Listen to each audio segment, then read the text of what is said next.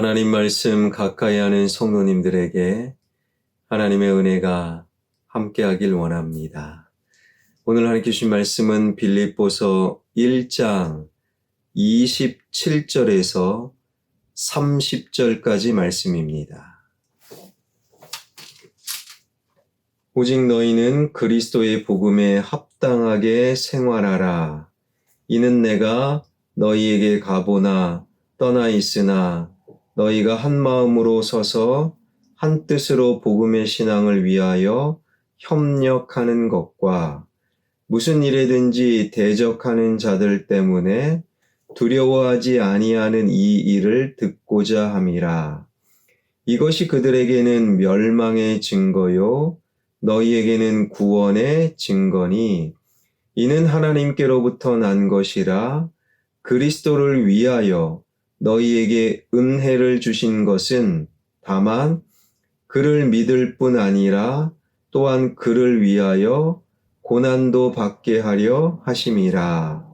너희에게도 그와 같은 싸움이 있으니 너희가 내 안에서 본 바요 이제는 내 안에서 듣는 바니라. 아멘.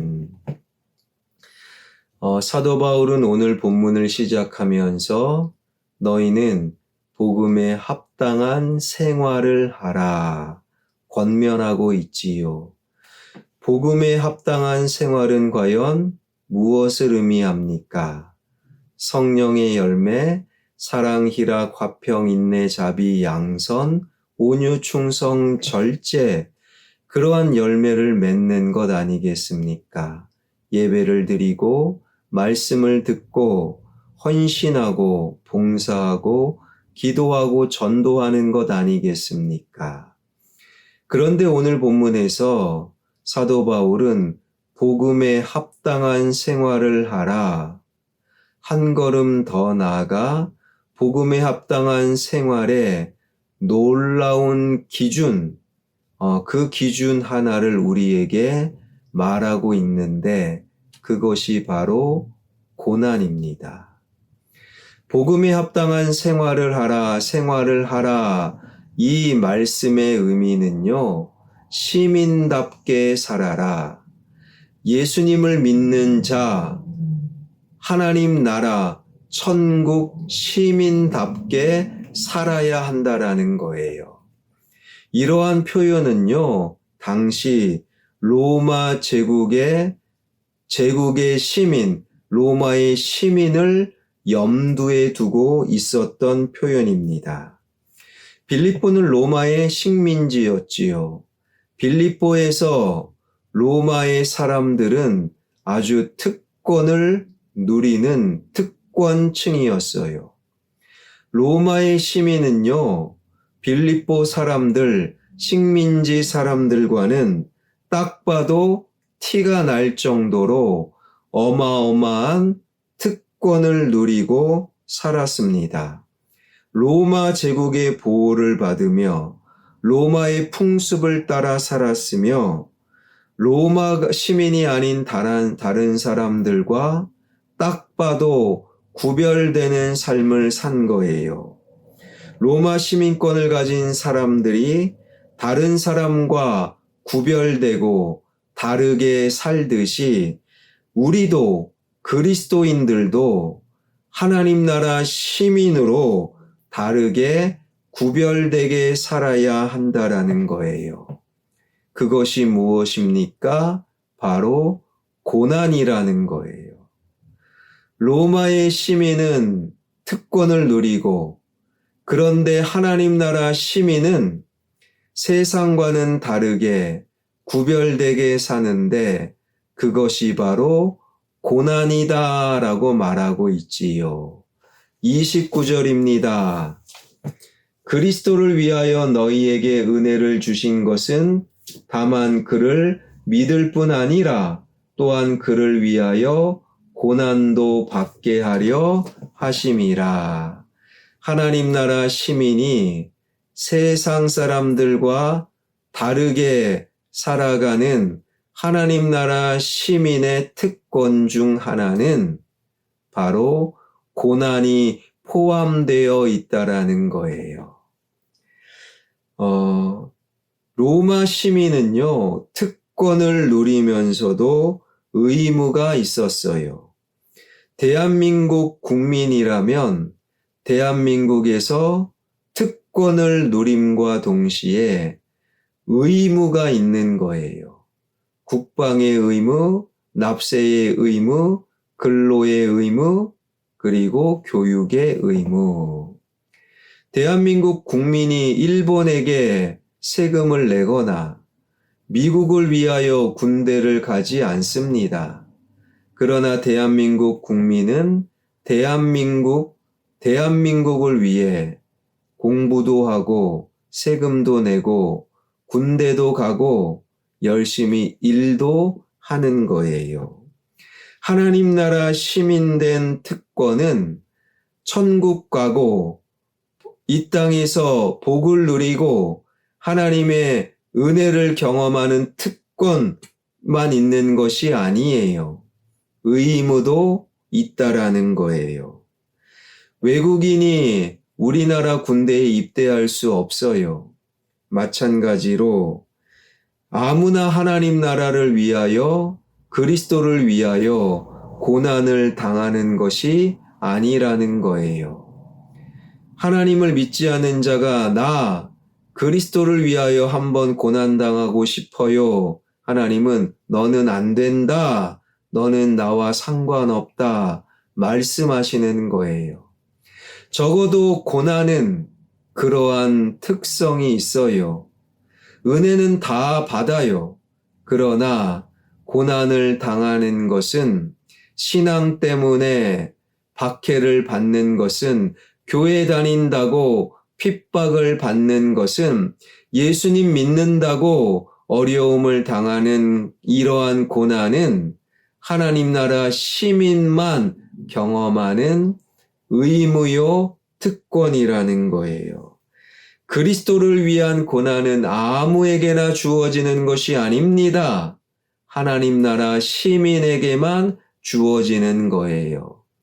내가 신앙 때문에 고난당하고 예수님 믿는다고 어려움을 당하는 그리스도를 위한 고난은 곧 내가 하나님 나라 시민, 천국 백성임을 보여주는 엄청난 증거가 됩니다. 그런데 하나님 나라 시민으로 고난당하는 것이 당연한데 사실 고난은 두려움이 있는 거예요. 고난을 좋아하는 사람이 어디에 있겠습니까? 그래서 사도 바울은 30절 빌립보 교회 성도들이 싸우고 있다라고 말하고 있는 것이지요. 이러한 두려움에 대해서 바울은 28절에서 이렇게 말합니다. 무슨 일에든지 대적하는 자들 때문에 두려워하지 아니하는 이 일을 듣고자 함이라. 이것이 그들에게는 멸망의 증거요 너희에게는 구원의 증거니 이는 하나님께로부터 난 것이라.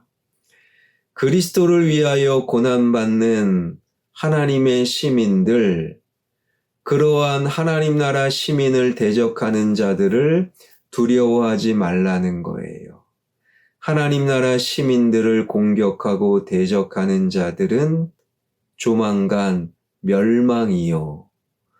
그러나 하나님 나라 시민이 기꺼이 고난을 당하는 것은 하나님의 은혜요 복이다 라고 말씀하고 계셔요.